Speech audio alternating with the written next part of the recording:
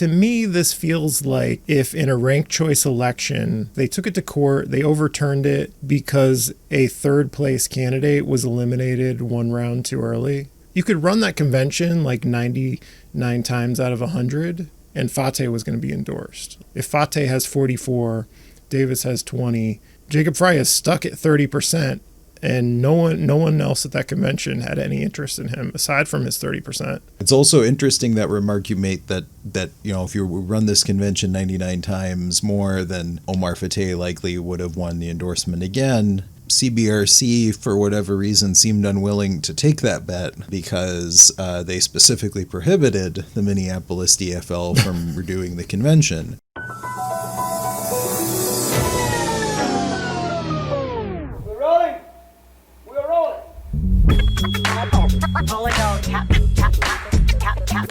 This is a real thing. Real thing.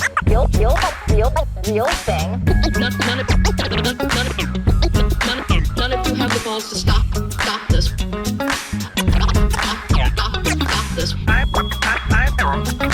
I've got plenty of time. I have nothing else going on today. We're in the Wedge neighborhood right now.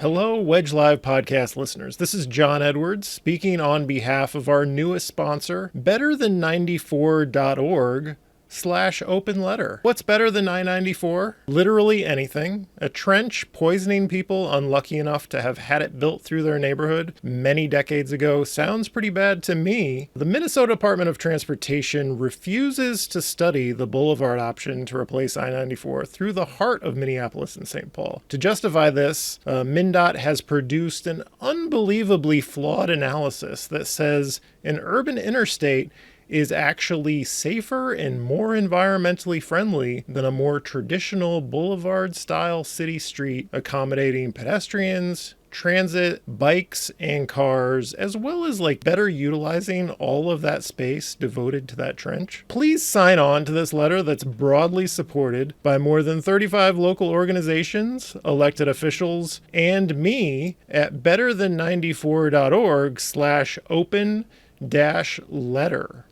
Taylor, can you read our pharmaceutical-style disclaimer at the end of this ad? Rebuilding urban interstates can lead to several more generations of steep disparities in health issues, as diverse as asthma, cancer, old age dementia, children's brain development, heart attacks, strokes, depression, anxiety, and early death. Ask your doctor if betterthan94.org/open-letter is right for you. Thank you, Taylor.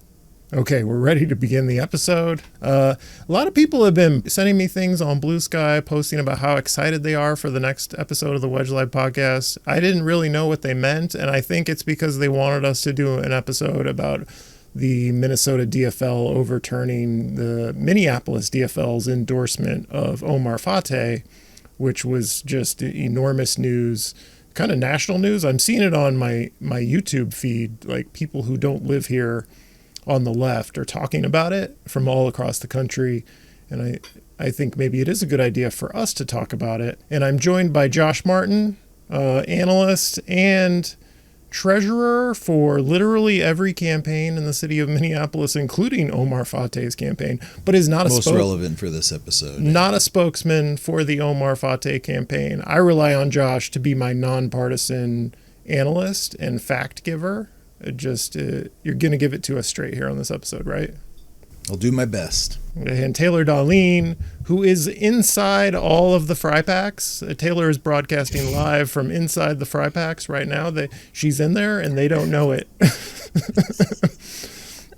Thank you for being here.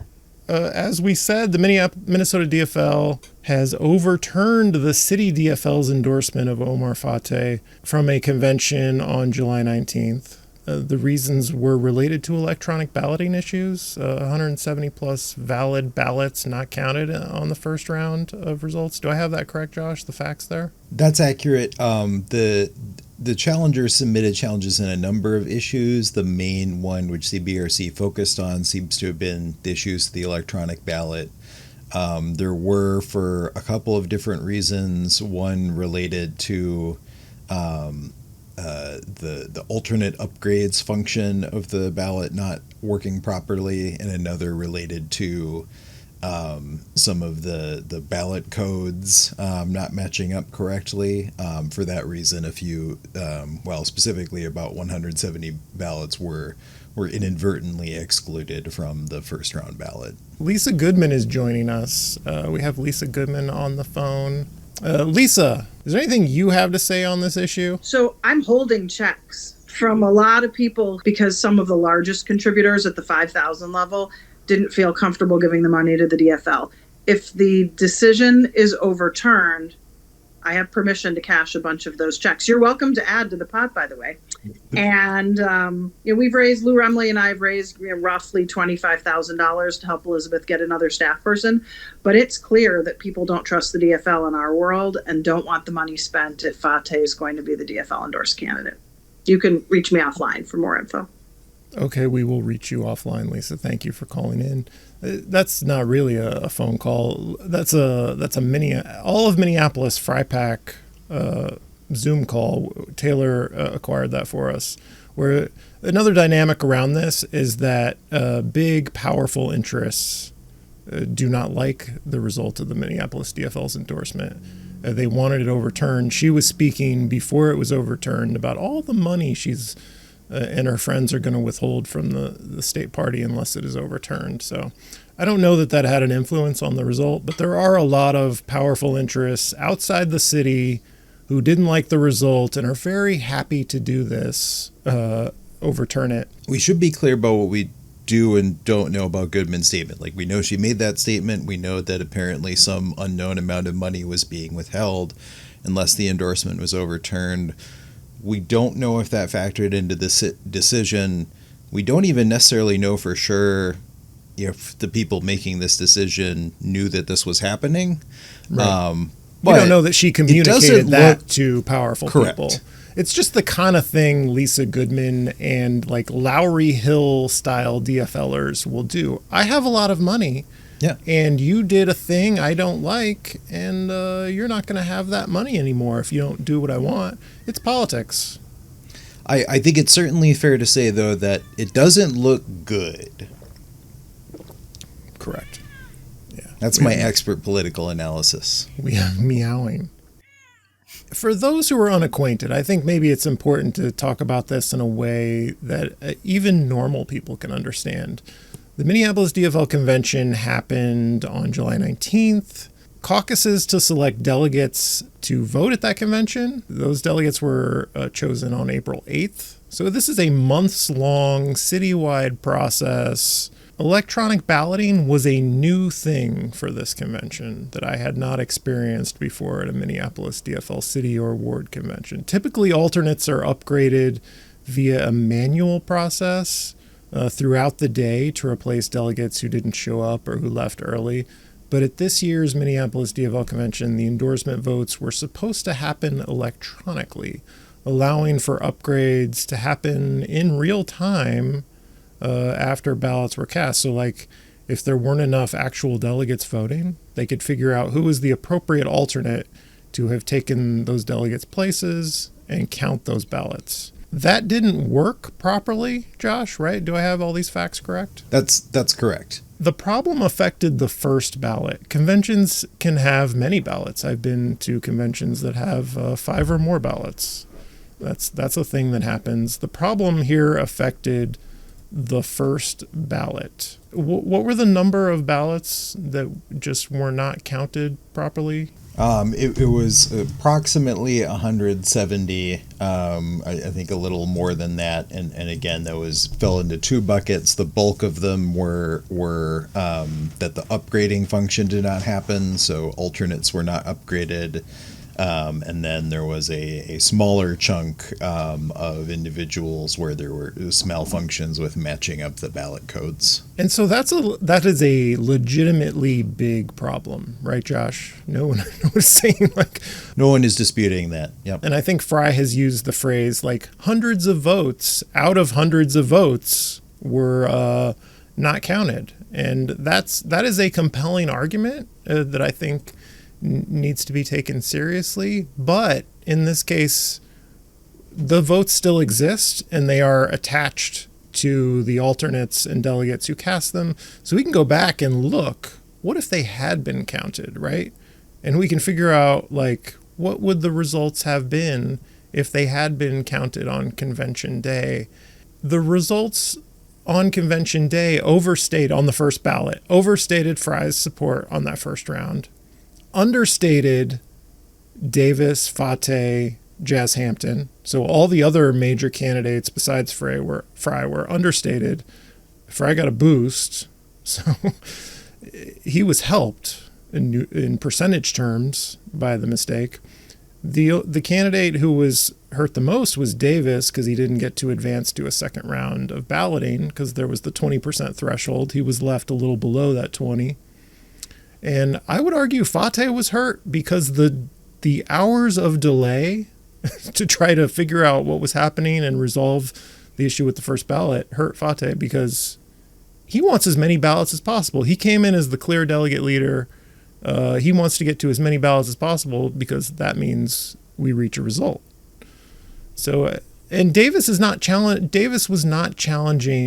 the results of the convention at all. It was the Frye team. They were not harmed by it. Davis was, but the Frye team was challenging. That's all correct. I think one important thing to add to that is that when you say 170 votes were missing, that sounds very bad. But they did conduct the retabulation, and the votes after the retabulation were very close to the initial results. It's not like all 170 of those votes were for one candidate or something like that. Right. The deviation for any given candidate was around the realm of 1 percentage point, give or take. And the fact where it really mattered, however, was with respect to Dwayne Davis, since that 1 percentage point put him either below or above the 20% threshold, which was the drop threshold for the first ballot. Right. Like, the thing we can do here, since it was electronic balloting, you can go back and see and count what should it have been, and we can establish that. And it helped Frye's percentage. The candidate who was hurt was the third place finisher, Dwayne Davis, and Davis is not challenging it. Frye is challenging it. So there's an argument like, well, if Davis had made it to the second ballot, that helps Frye run out the clock. Like, why is that not a compelling argument, Josh? I think that's right. I think so. Generally, when you are going in, what happens at these conventions is typically one candidate is in the lead. And if they have a pretty compelling lead, they're the candidate that's either going to get to 60% because 60% is required for endorsement, or they're not because the other candidate or the other candidates are going to compile together 40% or more to block the endorsement, or just stall the convention long enough that you don't reach an endorsement that way. So if you are the candidate that has the lead, and this is just general statements about DFL conventions, not even specific to this convention. So if you're the candidate who is in the lead, you want things to go quickly, you want things to go smoothly so that you can proceed to another vote, and so that you can eventually reach that 60%. If you are not that candidate, then you want potentially the opposite of that. So that's how these conventions tend to work. Mm-hmm. And so the Frye argument is, well, if Davis goes on to that second ballot, like that is a thing that affects the timing of the convention, I believe is what they're saying. Fateh was unfairly helped by being able to get down to that head-to-head matchup sooner. Yes, I think that's essentially the argument. Is that a valid reason to overturn a result? Like, the third place candidate should have made it to a further ballot. It was basically 40, it was like 44 Fateh, 30 Frye, and then 20 Davis. Yep, that's about right. Is that a valid reason to overturn? Like, the second ballot should have included an extra candidate, and it didn't.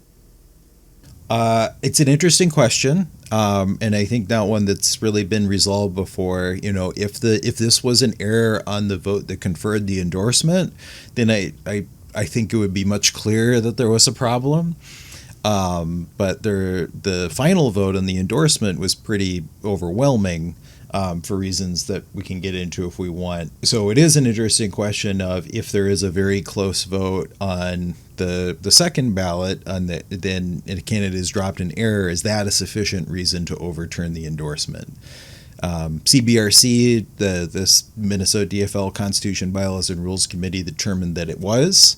Others may disagree with that.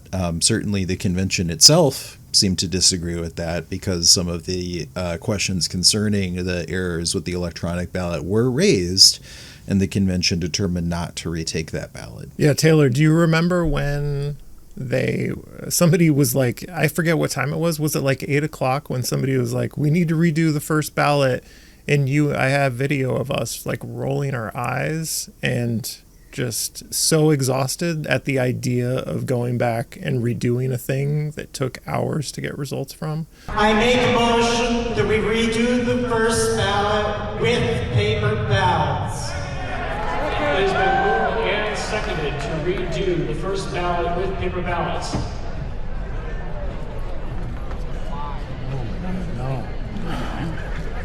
We voted not to redo the ballot. Just go ahead. Yeah, and that timing of 8:00 right about makes sense because that's right about when like Mike Erlinson came back to the press booth and also started like making his case to like two of the different journalists there. Mm-hmm. I can't get enough of Mike Erlinson on my TV lately. He's everywhere. He's on all the local channels. Speaking about like first, second, and third place candidates, to me this feels like if in a ranked choice election they overturned it, like they took it to court, they overturned it because a third place candidate was eliminated one round too early. Like it feels like, well, that's a big problem. We should resolve that, but it didn't affect the result to me. Like we know what people went to that convention to do, and it was to make sure someone other than Jacob Frey got endorsed. Everyone seemed highly motivated to do that. I know because I was voting, I cast my first round ballot for Dwayne Davis, and Davis was not going to be endorsed at this convention with those delegates. The only person who could be endorsed, aside from Frey, was Omar Fateh, and I was happy to cast my ballot to ruin Jacob Frey's evening. And I just feel like you could run that convention like 99 times out of 100, and Fateh was going to be endorsed. Like I think we go back and look at the numbers of what the delegates actually voted for, and if Fateh has 44, Davis has 20, Jacob Frey goes in with barely over 30%. Like Jacob Frey is stuck at 30%, and no one else at that convention had any interest in him aside from his 30%. This is what the result was. Jacob Frey was endorsed against. Fateh received the endorsement. It doesn't make any sense to me to overturn it. Yeah, and that was the sentiment I received from a lot of other Dwayne delegates that I spoke to. You know, Dwayne Davis was their first choice, but after he was dropped, they were very happy to vote to endorse Omar Fateh, and I think that would have happened whether Dwayne Davis was dropped on the first ballot or was dropped on the second ballot. I would also point out that under DFL rules, there is the option to vote for no endorsement. So if people really were like diehard Dwayne or bust voters, right, they could have blocked the endorsement, right, and they didn't. So that seems to suggest that there was 60% or greater support for Omar Fateh at the convention. It's also interesting that remark you made that you know, if you run this convention 99 times more, then Omar Fateh likely would have won the endorsement again. CBRC, for whatever reason, seemed unwilling to take that bet because they specifically prohibited the Minneapolis DFL from redoing the convention, which is, you know, another potential remedy one can imagine for this situation. You might say, hey, you know, this electronic ballot was messed up. We're not pleased about this. But on the other hand, the delegates have a right to choose someone to endorse. So we're going to order that this convention be redone with respect to the mayoral endorsement and see what happens. And They chose not to do that, and as a result, the delegates that were elected to go to the city convention do not have the option to choose anyone to endorse for mayor, whether it be Omar Fateh or somehow if it was some other candidate. To Josh's point about how Dwayne Davis delegates could have voted no endorsement, I think a lot of them may have just left. Like, that's how I got upgraded. I was the first alternate, and I got upgraded because the person after the first ballot, after he got knocked off, she just took off. So then I got upgraded, and then I was able to, well, I voted for Omar Fateh. So I think maybe a lot of them didn't fully understand that they could have stuck around and voted for no endorsement, maybe, or just, I don't know. Ooh. I don't know what happened there. Taylor, But are you making the Jacob Fry case that, like, Davis's people went home dejected because of the unfair result on the first ballot? No, I just know at least one did, since I got upgraded because she left after the first ballot. Instead of, but I mean, and I don't think, but I was looking at a picture that someone had posted online of the Fateh vote, and I was surprised to see a number of people that were sitting behind me in District 4 in Davis shirts that were voting for Fateh in the end too. So I'm not making the Fry case. No, Yeah, you did. Josh, you heard it. She made the Fry case, didn't she? What? No, I didn't. I mean, a few of them left, but I mean but then they could have stuck around and voted for no endorsement. Like you said. It's true. Yeah, all I know, obviously I can't speak for every Davis voter, but I spoke to a fairly significant number of Davis voters who I know for a fact voted for Dwayne Davis on the first ballot. I know many of them still intend to rank Dwayne Davis first in the election in November, but nonetheless, they also chose to endorse Omar Fateh. Have I mentioned the Brad Tapke election lawsuit thing where ballots were literally trashed, right? What was it like? It was a larger number of ballots than even decided that election. Were just trashed accidentally.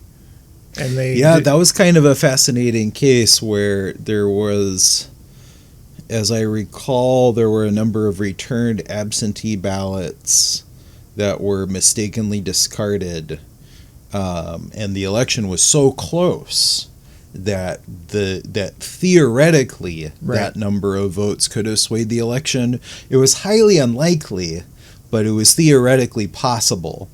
And however, they actually knew who those voters were. Right. And the campaigns tracked them down and had some of them testify in court as to how they voted. And after you winnowed those down, then there were no longer enough votes left for it to have changed the outcome. Mm-hmm. Yeah. And I just feel like we know how they voted in hindsight. They went back and figured out who people voted for. And it is just so remarkable to me that an incumbent mayor can go into a city convention with barely more than 30% of the votes. It's not like there was a Tom Hoke style candidate getting 15 or 20 that you could say, well, combine these two and Fry would actually have 50% in a ranked choice situation. He went in with 30% of the vote. That was all he had. Just such a weak position. He is as weak and unpopular as he appears.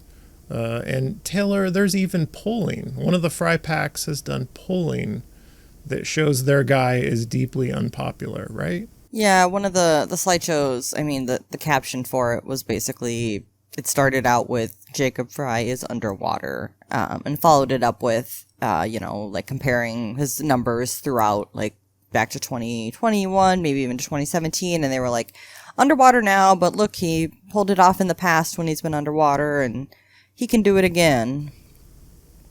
And the way he does it again is by this getting very, very ugly, and the PACs, I believe the strategy that you uncovered is the PACs, and this is very obvious. The PACs will attack and tear the other guy down. His campaign will try to be more positive and build the mayor up. But was your impression from that call that you were listening in on that it's going to get very nasty and ugly? Yeah, I think it's, I wonder how much his campaign can stay out of it and out of the dirty work. I think they're already doing the thing where they're harassing people who are mean to them on social media by, I don't know, just targeting like Fateh's staff and now going after people and just like trying to dox people who are critical online, just that kind of stuff by like people who are employed by PACs and maybe even the Fry campaign, unsure. But I mean, just that kind of stuff is just like ugly stuff that doesn't feel like a confident winning campaign. That, and showing up to like the Minneapolis for the mini press conference the other day too, just doesn't feel like something you would waste your time with. There is a there's a loser vibe coming off of this campaign in a way that surprises me, because I think of them as the front runners. Like, of course, Jacob Fry is in the lead here, has all the advantages, all the money, all the friends willing to overturn endorsements for him so that, his opponents can't have anything. But it's just whining and complaining. And I'm getting mean replies on Blue Sky, which I can't remember ever happening to me. I'm finally getting mean replies on Blue Sky. I got 2 of them. One of them wishing me physical harm on Blue Sky. Can you imagine mean people on Blue Sky? Just wanting me to get hurt. What is going on? Why is the Fry side of Minneapolis so agitated right now? Like I said, I'm not getting mean replies, but I've seen a couple of Fry guys have complained that they are kind of outnumbered on Blue Sky. And I every time I just think like, so get your people to join. I mean, I feel like getting people to join a website is very simple organizing, right? People don't have to leave their house. Nobody has to talk to anybody. Join a website, start posting. But instead, like you said, it's just like this whining of like, we're all alone. No one else is here. It's like, so get people to join. Like, instead, you know what I mean? Change things. Like getting people to attend caucuses and conventions is also a form of organizing that they could have perhaps worked a little harder on. Mm-hmm. They're going into the general election relying on like the fact that they can create a vibe of people who aren't really paying much attention, that everyone else is scary, and Jacob Fry is the safe choice. You might not like him. You may never ever heard of any of these candidates, but he's the only safe choice. Everyone else is scary. Something that bothered me during this fight over the endorsement and trying to overturn it is the Fry campaign and the PACs using words like fraud and cheating, because I don't even think there are allegations that were made in these challenges that anyone cheated, that people were trying to do. Because if you were going to cheat, why would you inflate Jacob Fry's percentage? Why would you do that? There were allegations of misconduct in some of the challenges. Mm-hmm. There was a little bit of that in the hearing. I think they toned it down a little bit from what was in the initial challenges. But we should be clear, there were no findings of misconduct, and let alone cheating in the CBRC findings itself. I think CBRC certainly was like, this convention was not run the best. But I think that was more of a reflection of the fact that it was run by volunteers, many of them new to this process, and not an allegation that anything untoward was going on. So the people who said there was cheating, like, what do they think happened? It's just kind of based in a lot of conspiracy stuff about, because the Minneapolis DFL is like, oh, they're progressive, and Dan Thomas Cummins is a socialist. Just kind of like so-and-so's friends with their DSA aligned, right, Josh? I mean, it's not really... Yeah, I think that's right. Yeah, there's no basis. A lot of personal attacks. I don't like this person, yeah. Therefore it's obvious they did something wrong here. Yeah. Not, I have evidence that this person did anything wrong. Like, if you ran a convention, John, it would be the bike lobby that would be conspiring to destroy all of the good car-loving citizens like Carol Becker.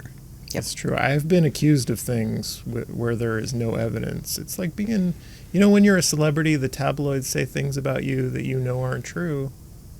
And, that's just the life Taylor and I lead. You and all of your foreign governments that are funding you, just you're spreading your corrupt influence over Minneapolis politics. Mm-hmm. Yeah. Is there any more to say about the All of Minneapolis Zoom call that you infiltrated, Taylor? How are you inside all of these fry pack calls? Can you divulge your methods? I don't know. I get invited. I find out, and I join. I can't explain. It's really, I don't know. Taylor can't reveal her sources. Yeah, I can't say. The lack of verification, I guess. I see. I don't even want to say that because I don't want them to start doing any sort of verification. Don't start making people turn their webcams on. Yeah, don't do that. That would I'll have totally. Yeah, that would really. Are they going to start adding you to signal chats where they're planning attacks against foreign governments? Yeah, I think the thing for me that I'm still really shocked by that, or really just that really heartened everything for me, was how Ward 7 is. They basically think Ward 7 is a toss up right now. It could go either way. That which I think is right. I wouldn't disagree with them on that assessment. Yeah. I mean, that is very exciting because the money disparity there is so wide, and you think, well, Elizabeth Schaefer is the candidate of the Goodman crowd in Ward 7, and they're just desperate to get somebody back in office who agrees with them on everything. But turns out Katie Cashman has a personality and doesn't have the bleakest brand of politics that maybe anyone has ever run. Elizabeth Schaefer is making Lene Palmisano just appear to be the most exciting person you have ever met. I'm not trying to say anything about Lene Palmisano because she and I both have very low-key, boring personalities. My friend Lene Palmisano and I, but Elizabeth Schaefer makes boring people seem exciting, is what I'm saying. And just bleak, super bleak. And it makes sense why it's tied. All the money in the world, but kind of sucks. And therefore is tied when she should be winning by a lot. But, another $25,000 for a staffer, that'll help. Why does she need more money? What is Lisa Goodman doing trying to send more money to Elizabeth Schaefer? She has more than she could spend. Elizabeth Schaefer has generations. She could run for city council for the next 25 years, and she has enough money right now to hold herself over for those 25 years. She has all the money. Other interesting data points from those polls? Were there other wards that were polled that had some interesting numbers? And I'm not good with that stuff. Did Josh see the call at all? I haven't had a chance to review it. Honestly, I've been busy. Something's been going on. Yeah, I sent it to David Brower, and he's going to post about it too. Because they also polled, but they didn't poll 8 at all. It's only 2, 10, 5, and 7. 5 is another one that they said basically could go anyway. No one knows. They basically said no one knows who these candidates are. Right. So it's one that we probably knew, but needs a lot of investment. I did see the snippet from 5. The results from 5 were somewhat interesting to me. Everything else kind of meshed with, I think, the conventional wisdom. But yeah, 5 was very split among the field of candidates. I think it says a lot about how 2025 is going, that Taylor has the scoop of the century, the secret Zoom call with polls, juicy poll results from a fry pack, and neither Josh and I are both beaten down so much by this election year that we won't even watch it. We both have access to this super juicy video with all these data points. Neither Josh or I can bring ourselves to even watch these people discuss city elections. Maybe someday we'll get real polls. And we also have David Brower is going to cover the poll on the mayoral side, at least for Blue Sky. I sent it to him because he was curious, and I was like, I don't know what any of this stuff means. So that'll be coming. Look for his coverage of the poll. Now I'm jealous. I feel like I could have watched it days ago, and I just do not have the heart to watch these people talk about anything. I can't do it. They are the worst. I can't. You could just watch them. kind of fast forward through to the screenshots with the poll results. Man, I don't have the heart for it, Josh, and I don't think you do either, because you didn't watch it either. You could have. I haven't had the time. Are you really that busy? What have you been doing? A parliamentarian convention? Yeah, so I've been at the National Association of Parliamentarians convention for most of this week. It's kind of like a DFL convention, but without the endorsements, and instead you argue even more about rules and bylaws. Are you worried they will overturn the results of the parliamentarian convention? See, Mike Erlandson is filing challenges now about the results of the National Association of Parliamentarians convention. Yeah. Do we have any grand conclusions? How outraged are we that the endorsement was overturned? Josh, because I don't believe this episode has been boring from my perspective. I don't think it has lived up to the hype of all those people posting how excited they were. Well, so what I'll say is, aside from the decision itself and everything that led up to it, the decision was released. The Star Tribune there was some chatter already on social media, and then following that, the Star Tribune got this scoop on Thursday, published an article about it. Draft findings were released shortly after, and then the actual decision, the final decision, was released the next day. The reaction was swift and intense is how I would describe it. Certainly a lot of people who attended the convention were very upset, especially if they were people who ultimately voted for Omar Fateh. 13 hours of my life, 13 hours of our lives invalidated. And I would say even a lot of people in the city and across the state, even in the DFL, have been pretty upset and are concerned about the consequences this could have for the DFL and the caucus and convention process going into the future. What do you think the consequences are? Like, I think the idea is, well, you're pissing off the left. Like, I thought we were all here to fight Trump, and you are telling a whole bunch of people who showed up and participated in the DFL process, no, you don't matter. We don't care that it was obvious that you all showed up to reject our guy. We're going to overturn this result. Do you think there's going to be a split? I think that's partially maybe their goal as well, is for there to be a bit of a split and to drive progressives out. I have seen an effort to try to get people to join the DSA instead, to leave the DFL behind. Or a lot of people saying that they're just so sick of the DFL that they may as well go join the DSA. And I think that's kind of what, to some extent, a lot of people want progressives to do. They want us gone. It's also possible their plan might backfire. I have seen a little bit of what Taylor is saying. I have also seen, somewhat ironically, an influx of new volunteers for the DFL. A lot of people on the left who have said, I never wanted to get involved in the DFL before, but now after this, I feel like I have to try to make change in the party. And there is a push to try to get more people on the left involved in the DFL, which might have some consequences for the DFL that some of the people who tried to push people out may not care for. So ultimately, it remains to be seen. There are caucuses and conventions next year. So there will be some pretty consequential endorsements next year.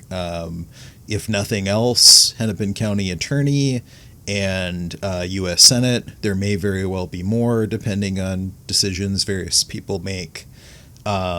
And then, of course, there will also be competitions for DFL party officer positions, which I think have a newfound importance for a lot of people after how this last... I want to say just this convention process, but also kind of how this last year in general has gone down. Because even prior to what happened with the caucus and convention process, there was issues at the Ward 2 convention. There were lawsuits against the DFL. There were efforts to try to ban DSA-endorsed candidates from being DFL-endorsed. So there is a lot of ill feeling between the sides right now. Where that goes next remains to be seen. I don't think it's going to go anywhere good for the party. And I think certainly the leaders of the party would prefer that a lot of this had been avoided. The big election next year, the party one that we need to be aware of is the CD5 chair, getting Scott Graham out. Oh my God, I hate that guy. So I think abandoning the party, like saying, "Oh, I'm done with this," and going off and doing something else, I think is wrong. Not something that would be helpful. Like I feel like getting more people involved is better than people abandoning the process in disgust, because you can fix it if you have majorities and you replace people like Scott Graham. Another thing I would say is I think people may be so outraged. People are so upset in the DFL right now that the Green Party could increase their membership from just Cam Gordon to Cam Gordon and one other person. That could be one impact of this. So one thing that didn't change was how much the Fry campaign screwed over all of their allied park board candidates. Just like, they did that walkout at the end of all their delegates, trying to deny quorum, I guess. Didn't work because they didn't have enough support. When you only have 30% of the delegates, you can't deny quorum. And so all their park board candidates lost big, and that was not overturned. That was valid. Correct. That's a valid vote. There was no electronic ballot taken for park board. There was just that Correct. vote at the end, show of badges, and which turns out is allowed. CBRC upheld that. I should also say a beneficiary of a lot of the outrage has been the Omar Fateh campaign. Turns out there are, strangely, some positives to having your DFL endorsement revoked. We've raised a lot of money. Oh, you're the treasurer, Josh. Do you have any announcements to make? I'm not sure I'm at liberty to say how much, but we have raised a lot of money over the past few days. They said it at the rally. Oh, did they say it at the rally? They said more than 40,000. Okay. At the rally. Over what period of time? And since the decision? That was just at the time of the rally. Yeah, that was at the time between when the endorsement was revoked and when the rally happened. Which is how long? I don't know, like 36 hours or something. And it's continued to go up since then. We've also seen an influx of volunteers. The rally itself, I'm told, there was somewhere in the neighborhood of 250 people there. So, regardless of whether we were still the DFL endorsed candidate or not, there was still going to be a very tough election ahead, fighting against an incumbent mayor. And now we have an influx of energy and money and volunteers. That's all going to be very helpful in that election in November, where ultimately the result will be decided, and the Minnesota DFL won't be able to overturn the results of that election. When I look at the people on this committee, Josh, it's just the worst people. Worst. Alicia Gibson is on it. Is Scott Graham on it? Scott Graham is not a member of CBRC. Who are the other people I hate, Josh? I forget. Julie Wickland, who is probably the most compromised on there. Her son, I believe, works for Fry. She's donated to Fry. She's a relative of one of the challengers. Cindy Martin, who killed someone driving and refuses to resign from her position. Yeah, I am a member of CBRC myself, although, of course, I recused myself from this decision. I think maybe you shouldn't have. Nobody else did. Why did you? Given that I am the treasurer for Omar Fateh, and the challenges related in whole, many of the challenges related in whole or in part to the endorsement of Omar Fateh for Minneapolis mayor, I made the decision to recuse. I felt that was the ethical thing to do. I also won't be making any comments on this podcast about the individual members of CBRC, because these are still my colleagues and I do have to go to meetings with them and work with them. So, but it sounds like you said you did the ethical thing and they didn't. Your feelings about you. I know you're putting words in my mouth. You're putting words in my mouth. I am just simply saying that given my position, I felt it was the ethical thing for me to recuse. I'm not going to comment on what any of the other members of CBRC should or should not have done. By comparison, though, it sounds like what you're leaving unsaid, but you're saying it with your eyes, is that they should have recused themselves but didn't, because you did the honorable thing and they look bad in comparison to you, the honorable one. That's what it sounded like to me. Taylor, did it sound like that to you? Yeah. And Dan also recused himself. I don't know if he was voting, but then Ann Friedrich, who chaired the convention. Ann Friedrich and Dan Thomas Cummins, as the co-chairs of the convention, were challenge parties themselves and recused for that reason. Dan Thomas Cummins is a non-voting member of CBRC. Ann Friedrich is a voting member. All of this discussion reminds me of how little respect I have for people who reach high positions in the Minnesota DFL.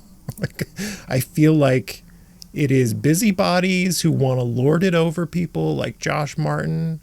It's like, am I wrong for despising people who rise to high levels in political parties? It's one thing to get elected to a high government position because you care about making a difference in people's lives. But the people who rise to high levels in political parties always seem to be the biggest dipshits in the world. Am I wrong? Yeah, I don't know of any, district where you're getting anybody that's like progressive or like not, like, like when Carl Baum was running for chair, it was just kind of like, oh, you're just like clearing the field of any opponent, and then you're still taking the endorsement of this woman who, Cindy Martin, who's like a killer with her car. You still took her endorsement after clearing the field, and then the defense was like, oh, he didn't know. It was like, we knew. Mm-hmm. Yeah, it's all Scott Graham's all the way up and down. Hey, Josh, do you want to comment on your colleagues? No. I will engage in a little lighthearted banter. I think it certainly is fair to call me a busybody. I have. Are you a dipshit? Are you a dipshit? I don't know if I would call myself a dipshit. If you want to call me that, John, that's up to you. I will also say that somebody once said that we should have a caucus for people who are too old for Minnesota Young DFL and too young for the senior caucus. Don't you have to be 50 years old to age out of Minnesota Young DFL? Don't you got to be like 37? So 36 is the age limit for Young DFL, and then I think 50 is where you can start being a member of the senior caucus. Oh, wow. So I suggested we call the area in between the DFL Midlife Crisis Caucus, because being involved in the DFL, this deeply involved in the DFL, is a form of midlife crisis. Mm-hmm. Okay, thank you to Josh Martin, thank you to Taylor Dahlin, and thank you to our sponsor, betterthan94.org. And this has been the Wedge Live Podcast. I'm your host, John Edwards. Thank you for listening. This is a real thing. Real thing. None of you have the balls to stop this. Stop this. I've got plenty of time. I have nothing else going on today. We're in the Wedge neighborhood right now.